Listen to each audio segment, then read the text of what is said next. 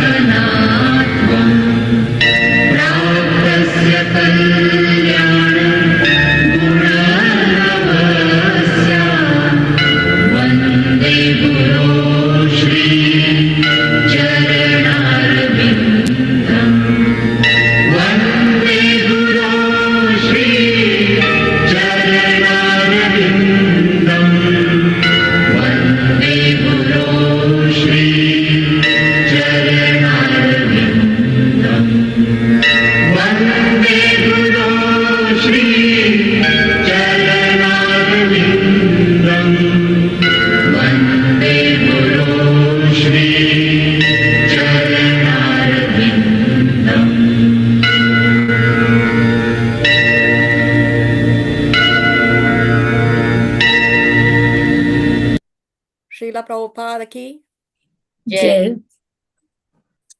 Om Agyana Timirandasya Jnananjana Shalakaya Chakshurun Militam Yena Tasmai Shri Gurave Namaha. Nama Om Vishnu Padaya Krishna Prestaya Bhutale Srimate Bhaktivedanta Swamin Itti Namine. Namaste Saraswati Deve Gauravani Pracharine Nirvishesha Shunyavadi Paschatya Deshatarine. He Krishna Karuna Sindhu Dina Bandhu Jagatpate Gopesha Gopika Kanta Radha Kanta Namostute Tapta Kanchana Gaurangi Radhe Vrindavaneshwari Vrishabhanu Sute Devi Pranamami Hari Priye Vancha Kalpa Taru Vyascha Kripa Sindhu Vya Evacha Patitanam Pavanebhyo Vaishnavebhyo Namo Namaha. Jai Shri Krishna Chaitanya Prabhu Nityananda Shri Advaita Gadadhar Shrivasati Gaura Bhakta Vrinda. Hare Krishna Krishna Krishna Hare Hare Hare Rama Rama Rama Hare Hare. Please repeat after me. Om Namo Bhagavate Vasudevaya. Om Namo Bhagavate Vasudevaya. Vasudevaya. Om Namo Bhagavate Vasudevaya. Om Namo Bhagavate Vasudevaya. Vasudevaya. Om Namo Bhagavate Vasudevaya. Om Namo Bhagavate Vasudevaya. Vasudevaya.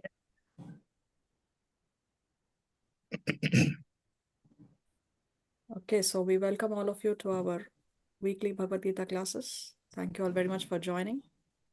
We have with us here Auntie Neeta, Ritu Lalwani, Khushbu, Aja, Ayush, Beena Dadlani, Disha Milwani, Divya, Jolie Nandwani, Karuna, Jagrati, Lal and Mehak Milwani, Manju, my parents are there. Then we have Shivani and we have Varsha. Okay, so what did we see in the previous class?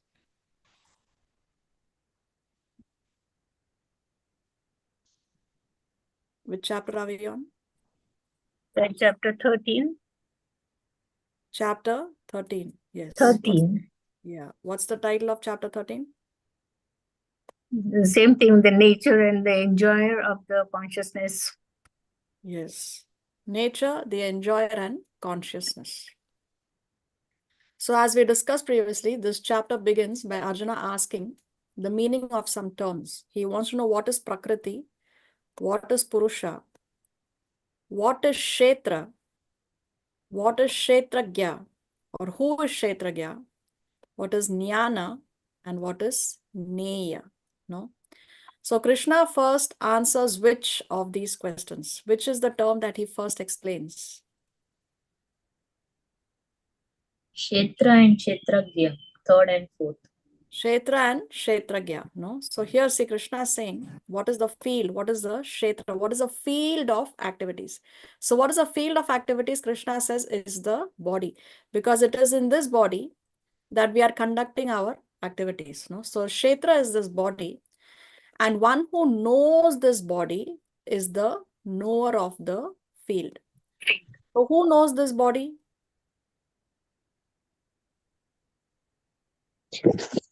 Individual and Krishna. Yes, the Krishna. individual soul as well as Krishna. Krishna. So are they both the same? Are they both equal? Is there a difference? Yeah, there is a Yes. difference. So what is the difference? How do they know the body differently? Soul knows only about his body, but the Krishna knows about everybody's body. Exactly. No, we, the individual soul, we only know what is going on in our body. The aches and pains of this body, we know. No, we don't know what's going on in somebody else's body unless a person tells us. But Krishna, he knows what is going on in all the bodies. So there are two Kshetragyas, the individual soul and Krishna, the super soul. But the difference is we know what is going on in our body, but Krishna knows what is going on in all the bodies. Everybody's. Okay. Then after that, Krishna very briefly explained what is jnana. No? So first he is explaining this, and then very briefly explain knowledge. What is jnana? So what does Krishna say? What is jnana?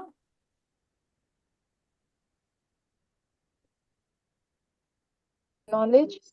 This knowledge. Yeah. So what is knowledge? What is that knowledge? To know what? To know that you are a spirit soul and not the body. Okay. And according to what Krishna explained here in this chapter.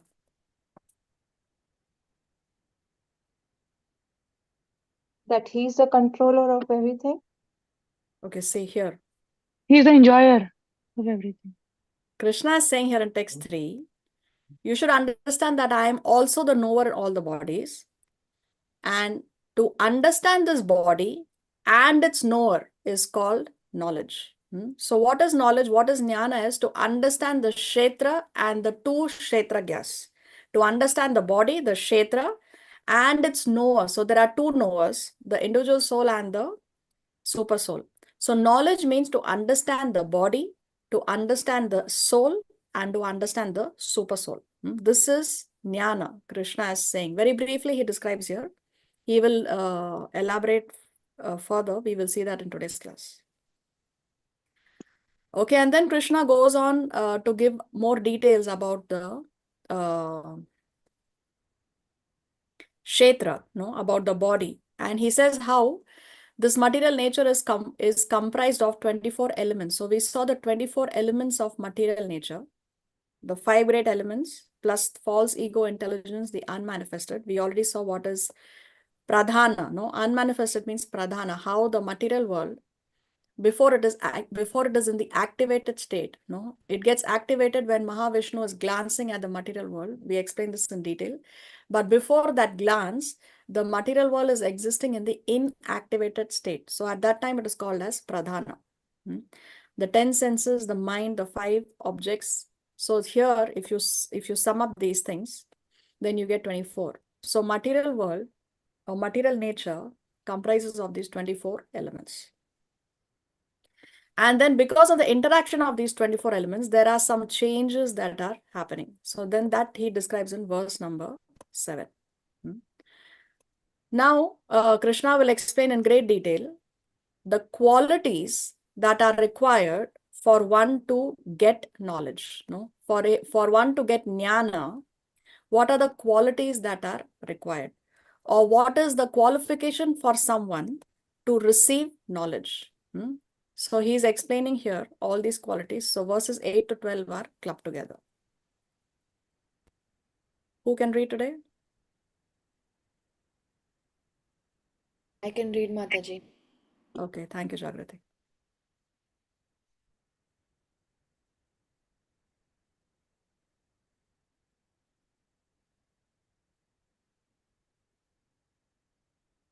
So as we discussed, the body, this material world is like a cage, no? It's a casing. This material body, this kshetra, we are all limited by a fence, by a fence.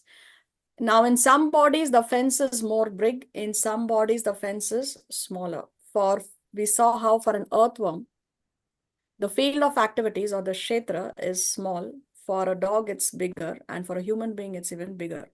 Now, for somebody who may have some opulence, wealth or beauty or intelligence or fame, the kshetra, the field of activities, may be even bigger. He may have more freedom to do certain things. But no matter how big the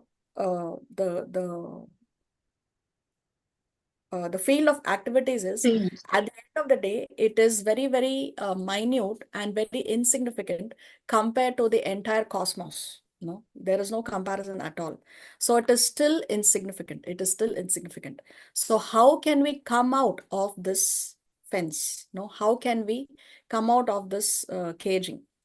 For that, we need knowledge. Now, to get the knowledge, what are the qualifications that is required? That we will see in section 2.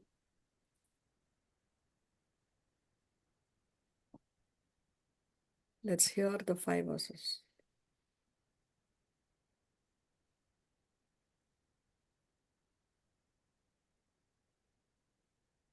अमानित्वम् अदम्भित्वम् अहिंसा क्षान्तिरार्जवम् आचार्योपासनं शौचं स्थैर्यमात्मविनिग्रहः इन्द्रियार्थेषु वैराग्यम् अनहङ्कार एव च जन्म मृत्युजरा व्याधि दुःखदोषानुदर्शनम् असक्तिरनभिष्वङ्गः पुत्रदारगृहादिषु नित्यं च समचित्तत्वम् इष्टानिष्टोपपत्तिषु मयि चानन्ययोगेन भक्तिरव्यभिचारिणी विविक्तदेशसेवित्वम् अरतिर्जनसंसदि अध्यात्मज्ञाननित्यत्वम् तत्त्वज्ञानार्थदर्शनम् एतज्ज्ञानमिति प्रोक्तम् अज्ञानं यदतोऽन्यथा।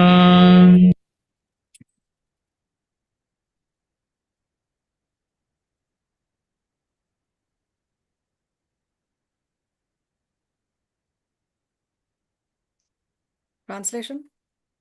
Humility. Jagrati, you're muted. Humility, pridelessness, non-violence, tolerance.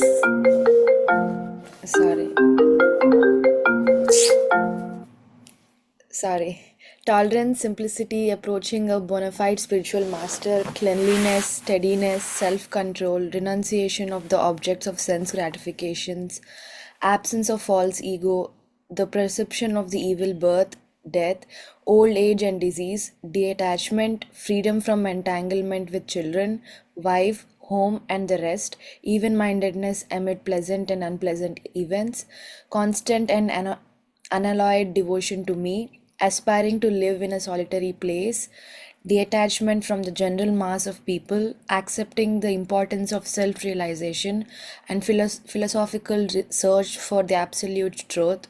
All these I declare to be knowledge, and besides this, whatever there may be is ignorance. Hare Krishna. So Krishna is mentioning 20 items of knowledge. There are 20 items here. And he says that all this, after he mentions all these 20 items, he says all these I declare to be knowledge. And then he's really emphasizing on this. No, he's being really emphatic. And then he finalizes it by saying, besides this, whatever there may be is ignorance. So anything outside of this, Krishna says, is ignorance. Now, what are these 20 items? Let us discuss. The first item is humility. Say first item of knowledge Krishna mentions is humility. Humility is a very, very, very, very important quality to have if one wants to receive knowledge. Now, see, in the case of Arjuna, No, when he surrendered to Krishna and he said that I'm so confused. No, we saw how Arjuna was completely lost at the beginning of the war. And then Arjuna surrendered to Krishna.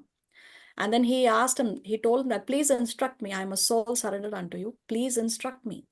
So it requires humility, no? It requires humility for one to surrender. It requires a lot of humility to accept that, yes, I am a fool. I am ignorant. I know nothing. Please teach me. It requires humility. So humility, Srila Prabhupada says, is the beginning of all knowledge. When Arjuna was humble, he surrendered to Krishna, then the knowledge of Gita was given to him. So humility is the beginning of all knowledge. Very, very important quality to have. Let's see, these are there here. So humility means, Prabhupada explains in the purport, not to be anxious to have the satisfaction of being honored by others. One should not think that somebody should give me respect. Somebody should honor me. So one should not be anxious to have the satisfaction of being honored by others. That is humility. Pridelessness, not to be anxious to be famous for one's religion and entering into a group, not actually following principles and wanting to advertise as a religious mentor. So see, sometimes people join a religious organization and then they are very proud to be in that organization, but actually they are not following the principles of that organization. They are just there because they want to advertise. For example, somebody may say, oh, I am a Hare Krishna. No, and they are wearing tilak and they are wearing kuntimala, but they're not following the principles of that particular religion.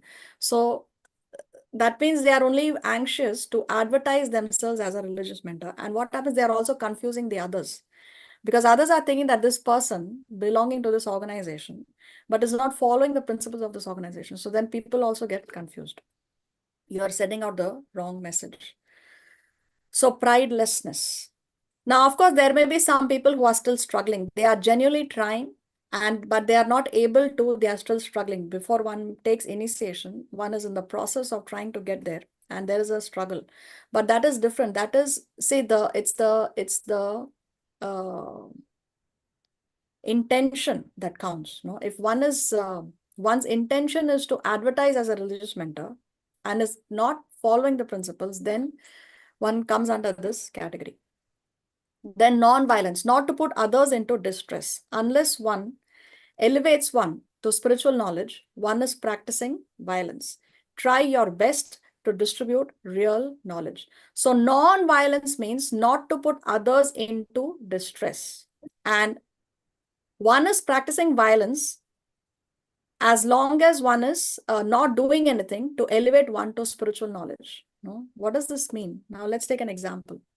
For example, we see a lost child, no, and the child somehow has separated from his father, and we try to give the child clothes or shelter or food, education, so many things we can try to give the child. But the best service that we can do to the child is to reunite that child to his father.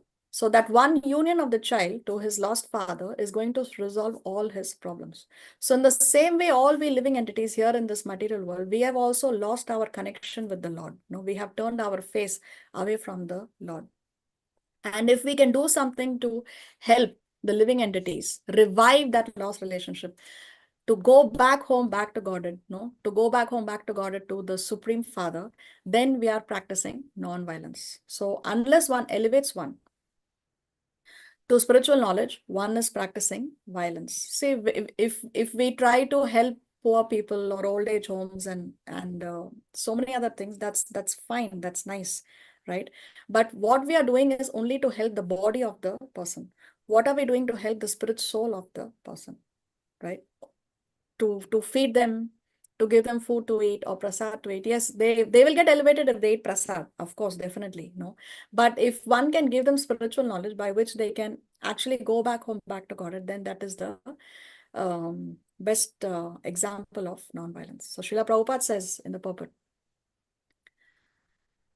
unless one elevates one to spiritual knowledge, one is practicing violence. So try your best to distribute real knowledge. And even at the end of the Bhagavad Gita in chapter 18, no, Krishna will say at the end that that servant who gives this knowledge to others There is no one more dear to me than him, Krishna says.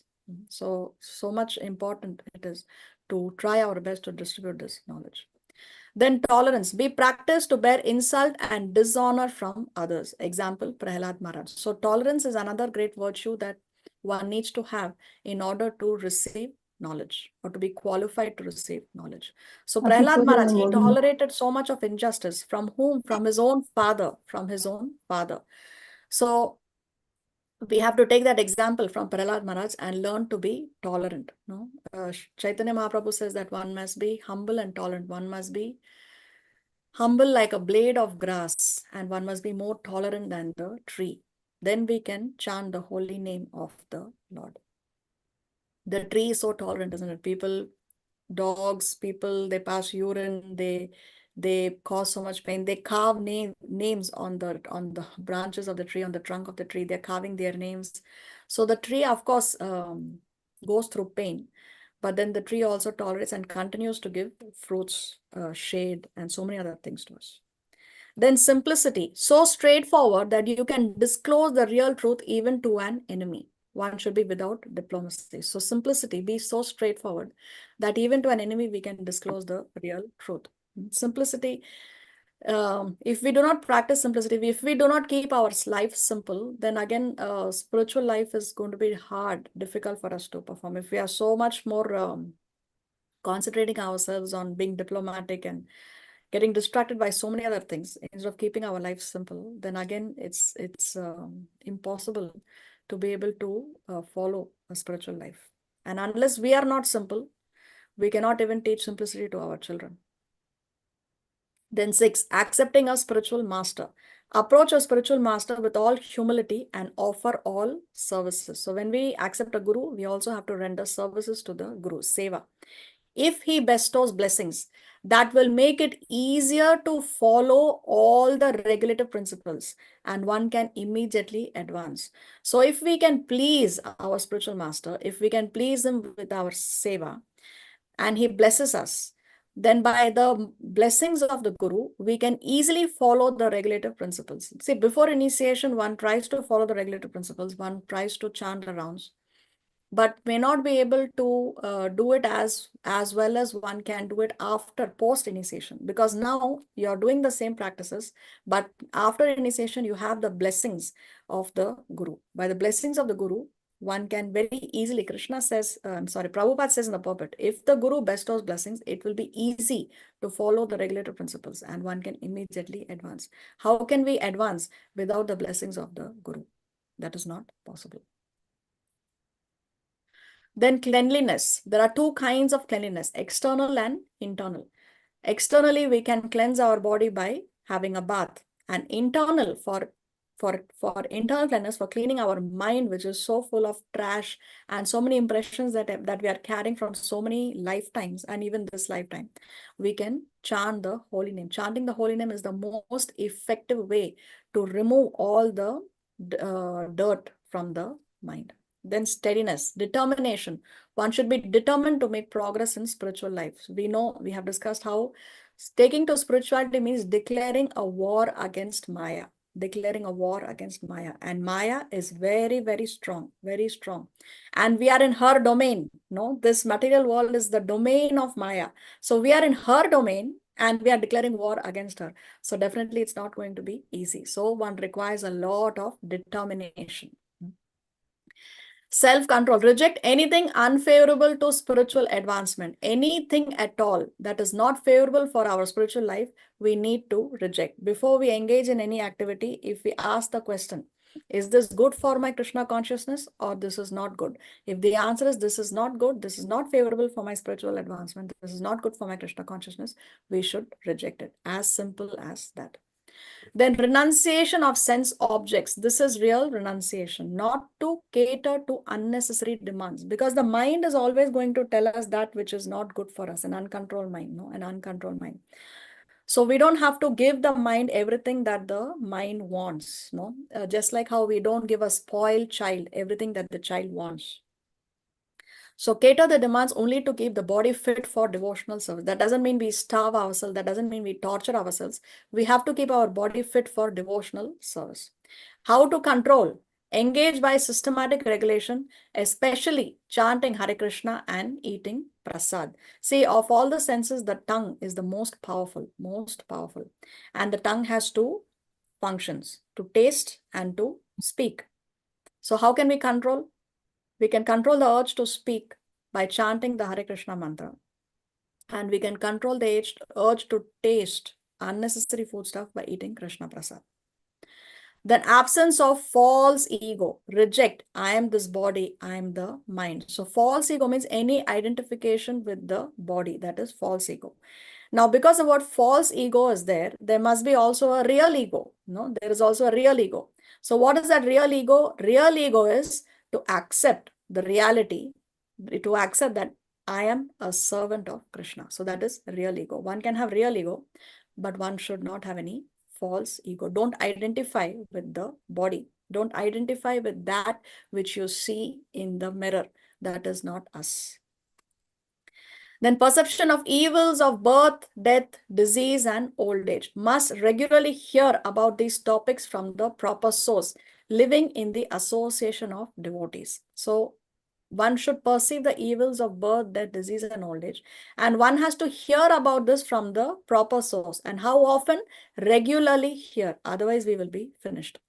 See, if one listens to a motivational speaker that is not speaking from Guru, Sadhu, and Shastra, but he's a motivational speaker. Now he may say, that this world is so beautiful, this universe is so beautiful, life is so beautiful. So one may think that no, everything is so beautiful. What is wrong? There is nothing wrong in me coming back. There's nothing wrong in me taking birth again. What does it matter? So if you hear from the wrong sources, then we are going to be misguided.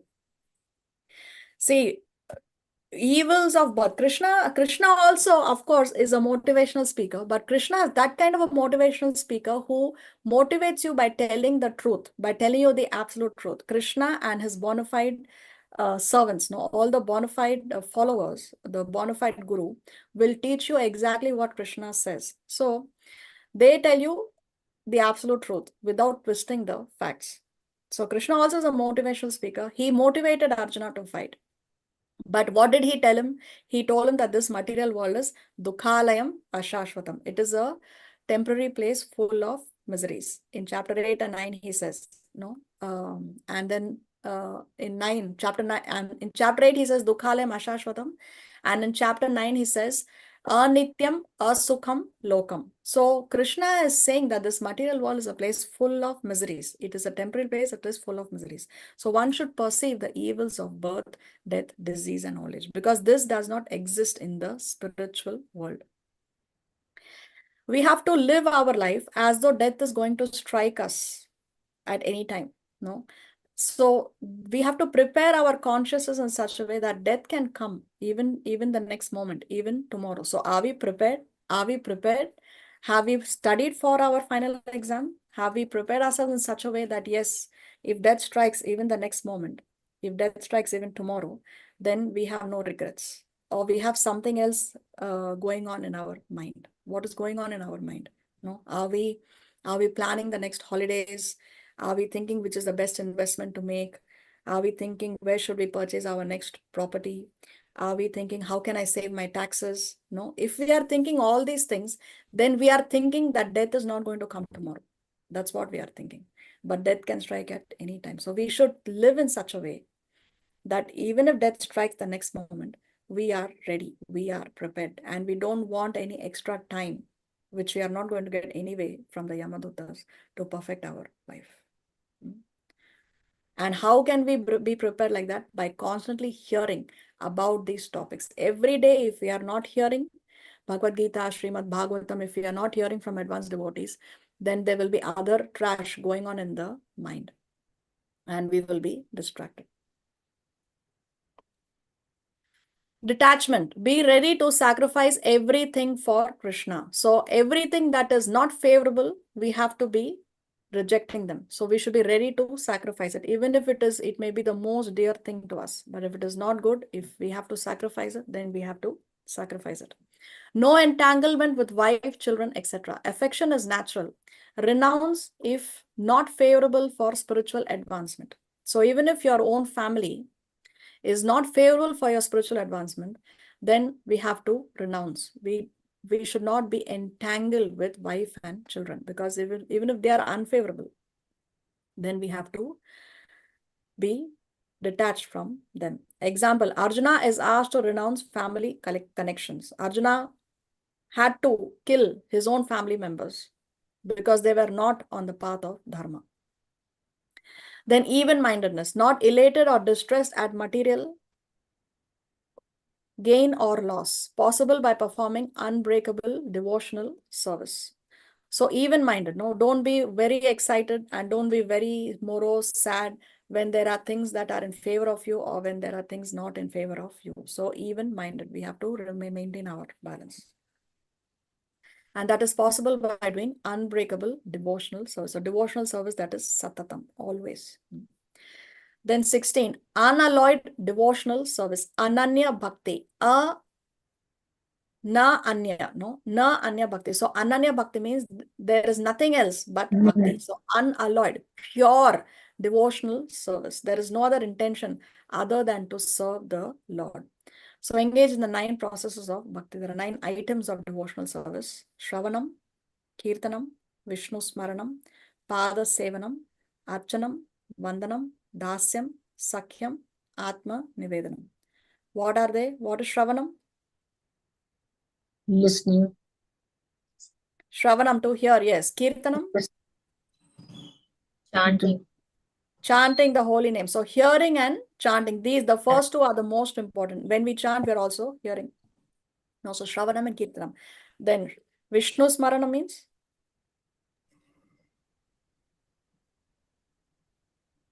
Vishnu Smaranam. Remembering Lord. Remembering the Lord. Shravanam, Kirtanam, Vishnu Smaranam. Then Pada Sevanam. Worshipping his holy feet. Or lotus. Yes, worshipping the lotus feet of the Lord. Then Archanam. Doing puja. Yes, deity worship. Shravanam, Kirtanam, Vishnu Smaranam, Pada Sevanam, Archanam, Vandanam. Vandanam means? Praying. Praying. Praying. Praying, yes, offering prayers. Vandanam, then Dasyam. Dasyam means? To become a servant. Yes, to be the servant of the Lord. Then Lord. Sakhyam. Be his friend. Friend, yes, friend. Friend means we are not envious of the Lord. Then last is Atma Nivedanam. That means? Surrendering. Welcome. Surrendering. Yes, surrendering everything. So these are the 9 items of devotional service. Aspiring to live in a solitary place. Now, living in a solitary place does not mean we have to go to the jungle or we have to go to the mountains. It means not desiring to mix with materialistic men, but to live in the association of devotees. So, whom we associate with also matters a lot. Whom we associate with. Detachment from general masses. Give up unnecessary sporting, cinema going, social activities, and such wastage of time, because all these unnecessary activities create impressions on our mind and it affects our consciousness. So don't waste time on unnecessary activities. Accepting the importance of self-realization. Be established in the philosophical conviction that service of the individual soul to the Supreme Soul is eternal, Nityam. So bhakti or devotional service is eternal and is required to realize Bhagavan, the last word in the realization of the absolute truth. So we have to accept the importance of self-realization. We have to prioritize Krishna consciousness. It should be the number 1 on our priority list. Not keep it for later, not keep it for afterwards. Oh, later I will do this. Afterwards, I will read the Bhagavad Gita. Later, I will chant my rounds. Later in my life, when I'm done with my other things, no, taking care of my family or my business, when I'm old, then later I will follow Krishna consciousness. No. Number 1 on our priority list is to accept the importance of self-realization, Krishna consciousness. Then philosophical research, philosophical search for the absolute truth. Rejection of useless research on philosophical topics like sex life, etc. Research into the nature of soul by philosophical discretion. So nowadays, if you see, there is so much research that are being done on unnecessary subject matters. Unnecessary subject matters. For example, research on what would happen if the whole planet was actually a ball of blueberries. Then what would happen to the gravity? I was reading online. No, there is some research being done like that. So these are all unnecessary research. How philosophical topics like sex life, etc. So there's so much research being done on how we can improve the pleasure that we derive from union. So much of research is being done on that. But these are all useless research. Why? Because at the end of the day, it is still going to keep us within that fence. No, we are going to be bound by that fence. But research into the nature of the soul, that is most important. So when we research about the soul, then we realize where we have come from. Who are we? What is our identity? That we are servants of Krishna. And what we are supposed to do, we have to serve Krishna. That will help us come out of that boundary, come out of that insignificant fence. So these are the 20 items of knowledge Krishna says. Here you have a summary of the 20 items. Now, of these 20, which do you think is the most important quality? Number one. Detach from everything. Detachment, okay. Self-realization. Self-realization, okay. Anybody else? Humility. Humility, okay. Anybody else? Self-control. Self-control. Serving the Lord. Unalloyed devotion to Krishna. Unalloyed devotion to Krishna. This number 16 here, this is the most important quality. Constant and unalloyed devotion to Krishna. Srila Prabhupada explains the purport that if you have this quality, number 16, then it is understood that you have all other 19 qualities by default. One who has constant and unalloyed devotion to Krishna, automatically he is humble, he has pridelessness, he is non-violent, he is tolerant, he is simplicity, he has approached a bona fide spiritual master, he is clean. So like that, he has all these items if he has constant and unalloyed devotion to Krishna. So this is the most important of all the 20 qualities. Now, we need to, of course, develop each one of these qualities. No, it is a constant process to develop each of these qualities. But each of these qualities should be developed in relation to coming to this level, constant and unalloyed devotion to Krishna. For example, one may be very humble, one may be very detached. But that if that humility, if that detachment or that simplicity or cleanliness or self-control is not used, or any of these qualities, if any of these qualities are not used for coming to the level of constant and unalloyed devotion to Krishna, then what is the use of those qualities? What is the use of that humility? If that humility is not used, is not developed to be able to surrender to Krishna, there is no use to any of these other items. See this verse from the Srimad Bhagavatam.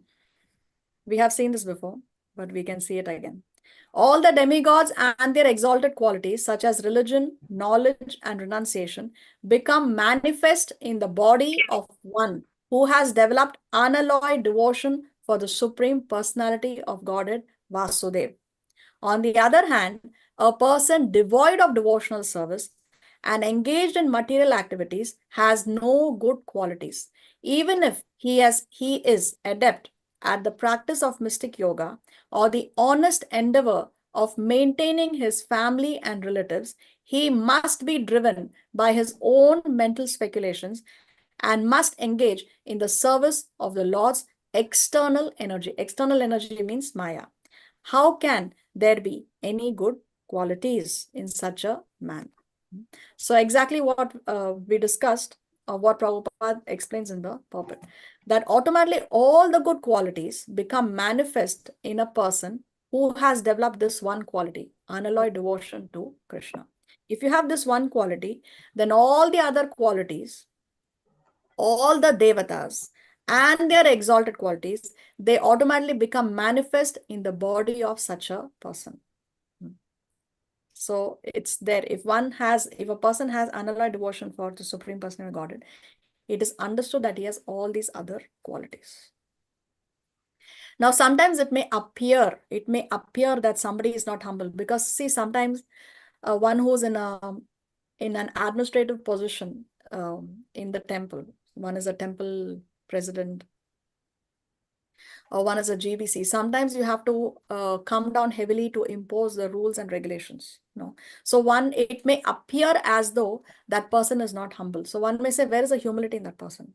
Or sometimes we are going to a dham, or we are in a temple, and we see somebody who's dressed, whose body, let's say one is in Vrindavan, and one is seeing a Vrajavasi. His body is completely covered with dust, and his hair is all matted. So one may think that he's not clean. He's not clean. But if that person has unalloyed devotion to Krishna, it is understood that that person is humble, that person is clean. No, it is understood that he has all these other qualities if he has bhakti. So one should not misunderstand. It may appear other way, but one should know that if this person is surrendered, then automatically he has all these other qualities. Okay, so now we come to the next section where Krishna is addressing the sixth question of Arjuna. What he wants to know, so Arjuna's sixth question was, what is Neya? What is Neya? What is the object of knowledge? From all the knowledge, what is it that has to be known? What is it that we should know by transcendental knowledge? So let's see this section. ध्येयं यत्तत् प्रवक्ष्यामि यज्ञात्वामृतमश्नुते अनादिमत्परं ब्रह्म न सत्तन्नासदुच्यते. Translation. I shall now explain the knowable, knowing which you will taste the eternal. Brahman, the spirit, beginningness and subordinate to me, lies beyond the cause and effect of this material world. Hare Krishna. So Krishna says, I shall now explain the knowable, the Neya, no, the Neya. What is this Neya? First, he's going to explain two Neyas, two object of knowledge. The first object he mentions is the soul. See here, this word Brahman refers to the spirit soul. It does not refer to the Brahman effulgence. So don't be confused. This Brahman here refers to the spirit souls. The first Neya, the first object of knowledge is the spirit soul. That spirit soul is beginningless, so it is eternal. The spirit soul is eternal. Atma is eternal. There never was a time, Krishna said in chapter 2, that the soul did not exist. But that soul is subordinate to me. Of course, the soul is subordinate to Krishna. We can never be equal to God. We are always servants of God. Lies beyond the cause and effect of this material world. So the first knowable, the first Neya, Krishna says, is the individual spirit soul. Now he's explaining the second Neya, the second object of knowledge. सर्वतः पाणिपादं तत् सर्वतोक्षिशिरोमुखं सर्वतः श्रुतिमल्लोके सर्वमावृत्य तिष्ठति. Translation. Everywhere are his hands and legs, his eyes, heads and faces, and he has ears everywhere. In this way, the super soul exists, pervading everything. Hare Krishna. So what's the second Neya is the super soul. So first Neya is the soul, second Neya is the super soul. So everywhere are his hands and legs, his eyes, heads and faces. So how come his hands, eyes, legs, heads, faces are everywhere?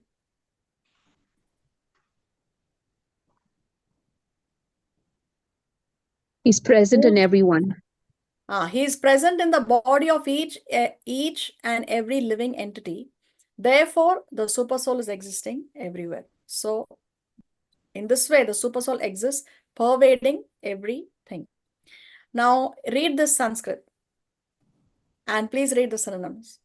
And tell me where in the Sanskrit is the word super soul mentioned.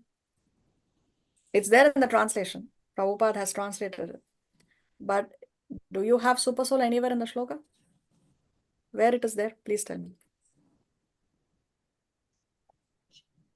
Sarvam. Where's that? Sarvam. Sarvam. So where is that word sarvam? Everywhere. Yeah, but where does it say it is super soul? One can think that this is Brahman effulgence. Because even Brahman effulgence is there everywhere, isn't it? Does Krishna specify He super does. soul? It's because of He his don't- universal form also, right? That he's present everywhere. But does it say here that it's a universal form? Does Krishna say that he is talking about the universal form? Does Krishna say universal form or Brahman effulgence or Paramatma or super soul? Does he say? No. So is it there in the shloka or it is not there in the shloka? It's not there in the There. It's not there in the shloka. But Srila Prabhupada, in the translation, he says super soul. He says super soul. So just hold on to that. We will discuss this later as to why it is like this. Okay. 15.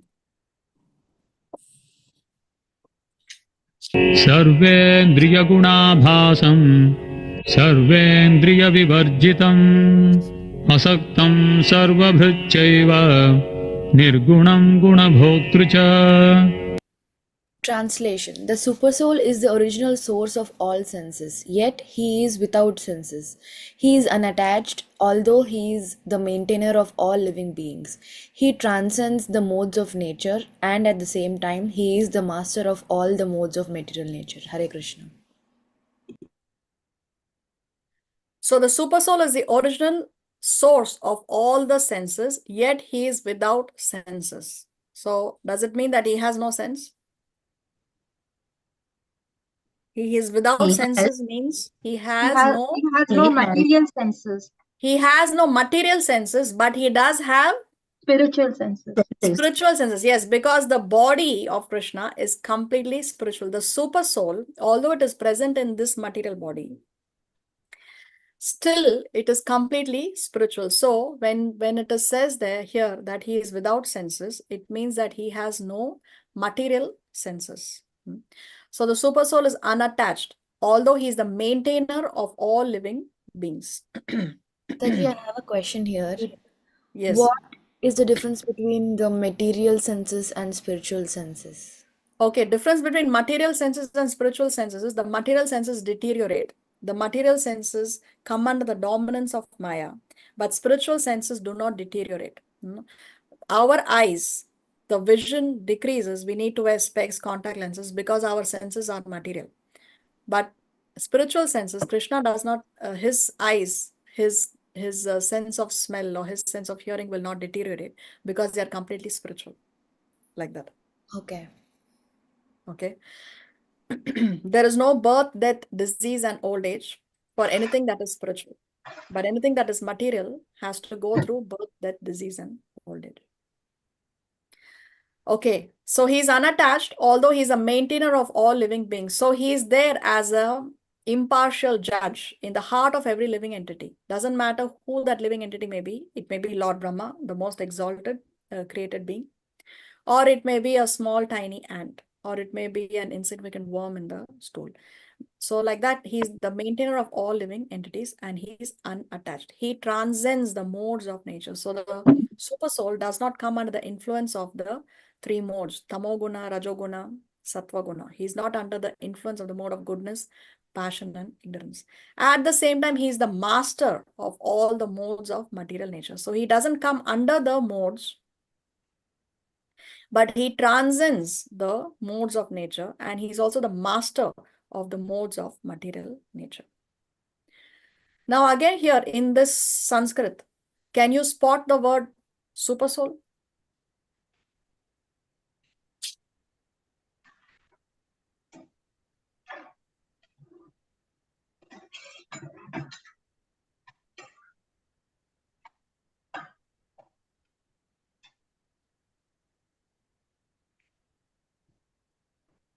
No. Where is the word super soul here in the Sanskrit? Is it the maintainer of everyone? No, he's just saying he's a maintainer of all living entities, but he doesn't say that it is the super soul. Maintainer can be other personalities other than the super soul. It can be Krishna himself. It can be Vishnu Tattva. Yeah, it's master of the It gunas, bhokter. Yeah, even when he says he's a master of all the modes of material nature, it can also be Krishna himself. It can be any of his plenary expansions. It can be Lord Ramachandra. It can be Narsimadev. It can be any of his Why? Where does it say super soul? Super soul. Doesn't say. It does not say. It does not say. Yes, it does not say. But Prabhupada writes super soul. So hold on to that. We will explain. Sarva. Sarva also, even the Brahman effulgence is Sarva. No, even the Brahman effulgence is existing everywhere. Is it not? Mataji? What is the meaning of Nirgunam in Sanskrit? Nirguna means without gun, without qualities. Nirguna, without any qualities. So again, Krishna does not have material qualities, but he has spiritual qualities. It says Abhasa. Sorry. Yes. The original source. It says Abhasam. Abhasam. Yes, Abhasam. Abhasa means original source. So it can also refer to Krishna, it can refer to Balaram, it can refer to any of the Vishnu Tattvas, any of the plenary expansions of Krishna also. But this is super soul. Where is the super soul coming from? From Krishna. Krishna's first expansion is, have you forgotten? From Krishna comes Balaram. From Balaram comes the 4 quadruple expansions. From the 4 quadruple expansions comes Narayan. From Narayan comes the 2nd quadruple expansions. Then from the 2nd quadruple expansion comes Mahavishnu. From Mahavishnu comes Garbhodakashay Vishnu. From Garbhodakashay Vishnu comes Shirodakashay Vishnu or Paramatma or Super Soul. So Super Soul is coming after all these different personalities. And these are the qualities of the Super Soul. But these qualities can be applied to any one of the previous personalities that we mentioned. So Krishna is not saying anywhere that he's talking about the super soul. He's only mentioning the qualities that he's mentioned everywhere. He's the original source of all the senses. He's unattached. He's a maintainer of all living beings. So these qualities can be applied to other Vishnu Tattvas as well. Balaram, Krishna, plenary expansions. He is not saying here super soul. Yes? No. Can we proceed? Yes, Yeah. ma'am. Okay, let's go to 16. So here is mentioning the second neya, the second object of knowledge. The first object of knowledge is the soul. Second object of knowledge is the super soul. So here in this set of verses, Krishna is describing the super soul, but he is not mentioning that he is talking about the super soul. He is only talking about the qualities of that object of knowledge. He is talking about the qualities of that second neya. But he is not mentioning super soul. But Srila Prabhupada in the translation, now one may say, oh, this is Bhagavad Gita as it is. So where is this as it is? Why has Srila Prabhupada put it in the translation if it is not there in the Sanskrit? But hold on to that, we will answer that question. Let's not misunderstand. Okay, let's see. बहिरन्तश्च भूतानाम् अचरं चरमेव च सूक्ष्मत्वात् तदविज्ञेयम् दूरस्थं चान्तिके च तत्. Translation: The supreme truth exists outside and inside of all living beings, the moving and the non-moving. Because he is subtle, he is beyond the power of material senses to see or to know. Although far, far away, he is also near to all. Hare Krishna. So here, Krishna is saying that the Neya is Avigneya. The knowable actually cannot be known, he's saying. No? What a paradoxical statement. No? He's saying that the Neya, the object of knowledge, actually cannot be known as Avigneya. So why should we try to understand him? One can ask like that, is it not? So see, the supreme truth exists outside and inside of all the living beings. The moving and the non-moving. Because he is subtle, he is beyond the power of the material senses to see or to know. Now, when you read this, one can misunderstand that here Krishna is talking about the Brahman effulgence. Brahman effulgence. So you can say that the Brahman effulgence is existing outside and inside of all the living beings, moving and non-moving. That Brahman effulgence is subtle. It is beyond the power of material senses to see or to know. So we cannot see, we cannot know the Brahman effulgence. No. But But because Srila Prabhupada puts in the translation, we understand that Krishna is talking about the super soul. Again, in this shloka also, if you see, there is no mention of super soul. Krishna, nowhere he's saying that he's talking about the super soul. Then Krishna says, although far, far away, he is also near to all. So one can also misunderstand. The Brahman effulgence is far, far away, but is also very close to us because there is no way, no place where the Brahman effulgence is not pervading. But we know because of Srila Prabhupada that here Krishna is talking about the super soul. No, but still we will clarify this further. But coming to this point, no, although far, far away, he is also near to all. So yes, Krishna is beyond the power of material senses. He is avigneya. So we cannot understand him with our material senses. But when we purify our senses, when we spiritualize our senses, when we revive our lost relationship with Krishna, then this avigneya becomes neya. Then the unknowable becomes knowable. So we cannot know him by material senses, but we can know him by spiritual senses. Therefore, we need to purify our senses. Without purification, we cannot understand. We cannot understand. So does the secret lies in purifying the senses, material to spiritual? Yes, yes, yes. Then, although far, far away, he is also near to all. So one may see when one follows some devotional practices, when one takes to bhakti, when one chants the holy name, one can perceive, one can feel and perceive the presence of the Lord in your life. You can see, you can perceive and you can feel that protection. You can see how the Lord reciprocates. Any devotee will be able to tell you that, how they are able to perceive the presence of the Lord. But sometimes we feel very hassled and we think that, oh, Bhagavan, where are you? Where is God? Sometimes we question, no, where is God? Why is there so much injustice? Does God really exist? No. But when we feel that the Lord is far away from us, it's not because he is far away from us. It's because we have strayed away from him. It's because we have strayed away from him. He is always present in our heart as a super soul. Always, always. So when Krishna seems far away, it is we who have strayed away. It is we who have strayed away. He is accompanying us life after life, after life, after life, after life.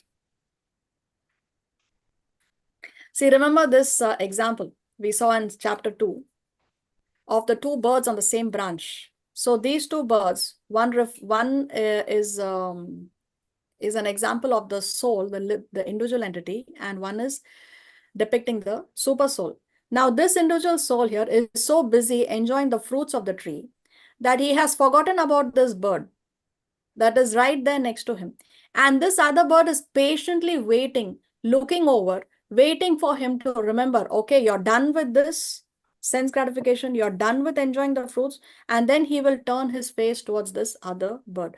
So the super soul is also here. They are on the same branch. So both the soul and the super soul are there in our hearts. They are both residing in the core of our hearts. The super soul is simply waiting for us to turn our face towards him. But we are so busy with other activities. We are so busy planning so many other things in our life that we are forgetting that we have to turn our face towards Krishna. Can I ask you something? Yes. Why do we need two souls? To guide us, to help us, to show us the way, show us the right way. See, when we do something wrong, automatically we feel, we don't feel right. We know that we are doing the wrong thing. We say, no, my consciousness pricks me. I cannot do this. What is that consciousness pricking us? It is a super soul prompting us, guiding us, telling us from within that this is wrong. This is right. That's why we need a super soul. And another thing is the super soul is accompanying us like a loving father. See, if the son is rebellious and the son wants to just leave the home, what will a loving father do? Okay, you want to leave. He cannot force him to stay with him, but at least he will accompany him, or he will make sure that son of mine is comfortable wherever he is. Let him be happy. No, that's how a parent thinks. Wherever my child is, he should be happy. So the super soul is accompanying us out of love and affection. And he's always there for us whenever we need him. And the external manifestation, so we may not be able to see the super soul. So the external manifestation of the super soul is the, who can fill in the blank? The external manifestation of that super soul is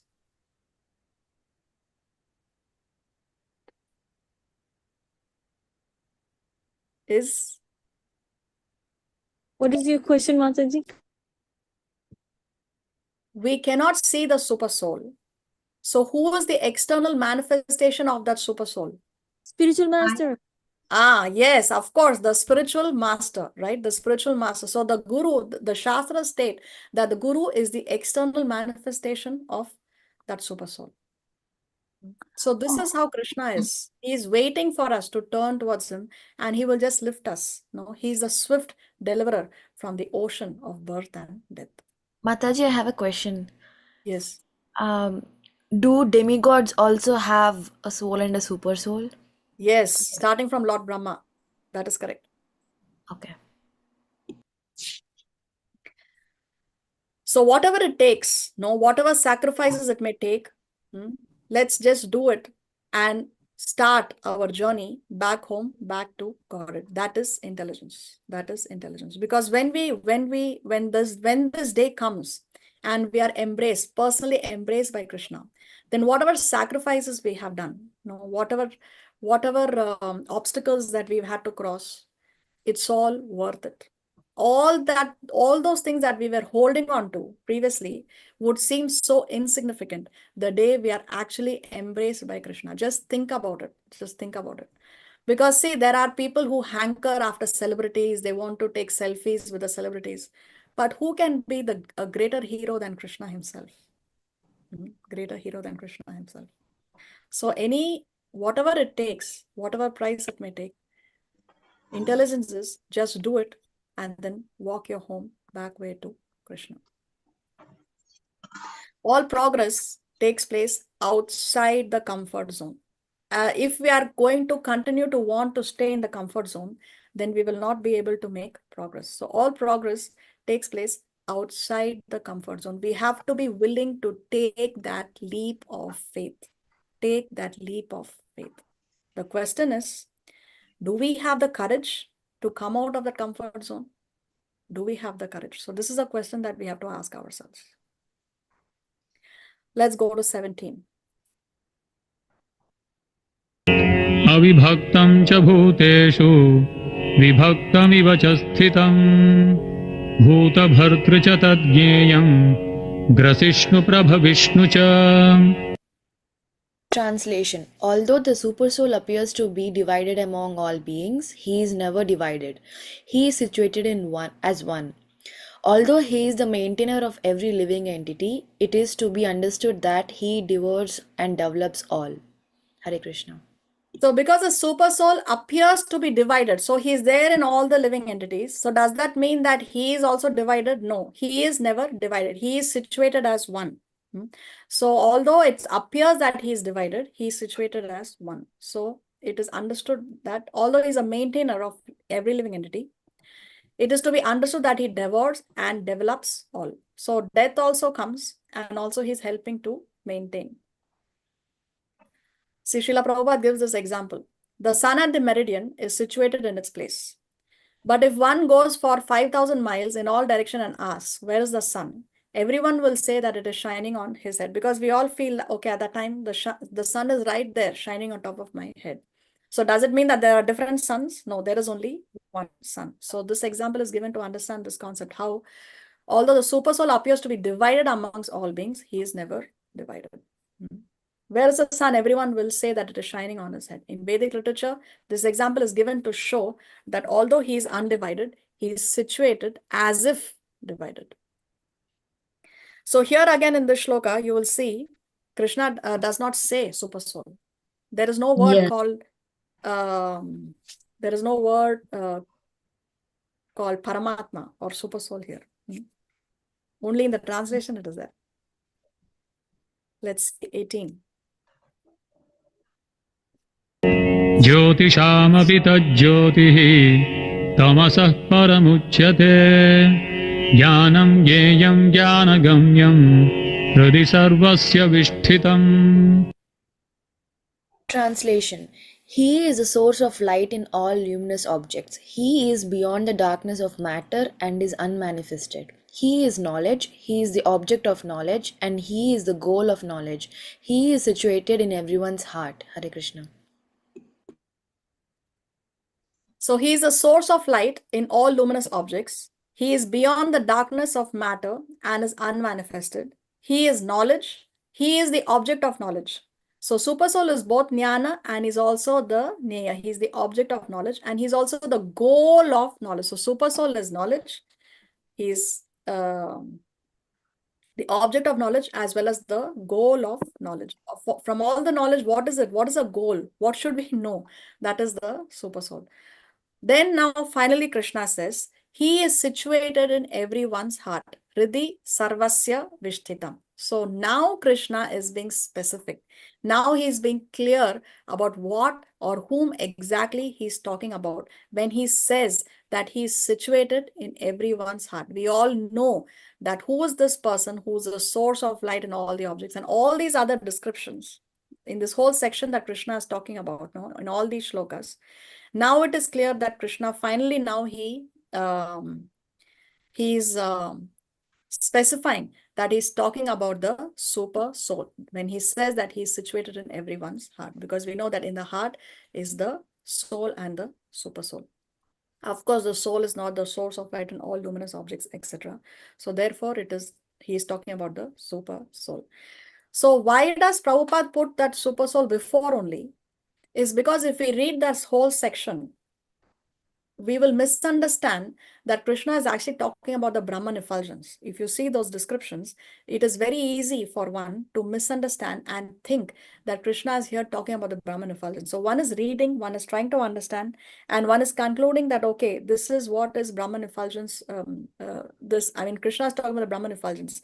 Until we come to the 18th shloka, and then we realize that, but actually he is not talking about the Brahman effulgence. He's actually talking about that personality who's situated in everyone's heart. Hridhi sarvasya vishthitam. Then we realize, I have been understanding wrong all this time. So we have to go back and read everything all over again, understand everything all over again. So when Srila Prabhupada puts that super soul in these other previous shlokas, even though Krishna does not say it at that time, he is saving us the time and effort of going and reading and studying this whole thing all over again. He's avoiding us from, he's preventing us from being confused. No, he's avoiding all our confusions by specifying before only that Krishna here is talking about the super soul. So this is how an acharya is. This is how an acharya is. No, this is how a bona fide acharya is. He gives you, he teaches you with even more clarity, with even more simplicity than Krishna. We may not be able to understand Krishna, but we can definitely understand our Acharya. So this is how a bona fide Acharya preaches. So here is a summary of all the characteristics of the super soul, all that Krishna has spoken in this particular section. Let's go to 19. इति क्षेत्रं तथा ज्ञानं ज्ञेयं चोक्तं समासतः मद्भक्त एतद्विज्ञाय मद्भावायोपपद्यते. Translation. Thus the field of activities, the body, knowledge and the knowable have been similarly described by me. Only my devotees can understand this thoroughly and thus attain to my nature. Hare Krishna. So now Krishna is saying, what is it that he has explained? He says that he has explained the body, the field of activities, jnana and jnaya. So Krishna says he has described these. Now he says, who can understand this? Who can understand this? Krishna says that only my devotees, mat bhakta. Krishna says mat bhakta. So if you are my devotee, only my devotees, Krishna says, can understand this thoroughly and attain to my nature. So Srila Prabhupada explains in the purport, the Lord has described in summary the body, the knowledge and the knowable. This knowledge is of three things. So this knowledge here is of what? This knowledge is of three things: the knower, the knowable, and the process of knowing. So combined, these are called Vijnana, or the science of knowledge. So we have discussed how there are two things. One is Jnana and the other is Vijnana. Jnana means the theoretical knowledge. Vijnana means the application of that knowledge. Now, perfect knowledge can be understood by whom? By the unalloyed, the pure devotees of the Lord directly. Others are unable to understand. Others will only find fault. No? To summarize, one may understand. Verses 6 and 7, analyze the material elements. So we saw the 24 material elements and certain manifestations of the symptoms of life. These combine to form the body or the field of activity. So this here, Krishna has explained about the Kshetra. 8 to 12 describe the process of knowledge for understanding both types of knower and knower of the field of activities, namely the soul and the super soul. So here Krishna spoke about the Kshetra, and here Krishna spoke about the Kshetranya. I mean the jnana that is required to understand the Kshetra and the two Kshetragyas. And then 13 to 18, he describes the soul and the super soul, or describe the soul and the supreme lord, or the super soul. So here he is talking about the Jnaya. This is what Krishna has explained. Now what is left? What is left out of the 6 questions that Arjuna asks and Krishna has not yet explained? Prakriti, Purush. Prakriti and Purusha, yes. Very nice, Jagrati. So now in this last section, not the last, but the second last section, Krishna explains Prakriti, Purusha and their union. We will see this in the next class if Krishna so sanctions. Srila Prabhupada ki jai, Srimad Bhagavad Gita ki jai. Does anybody have any question or comments?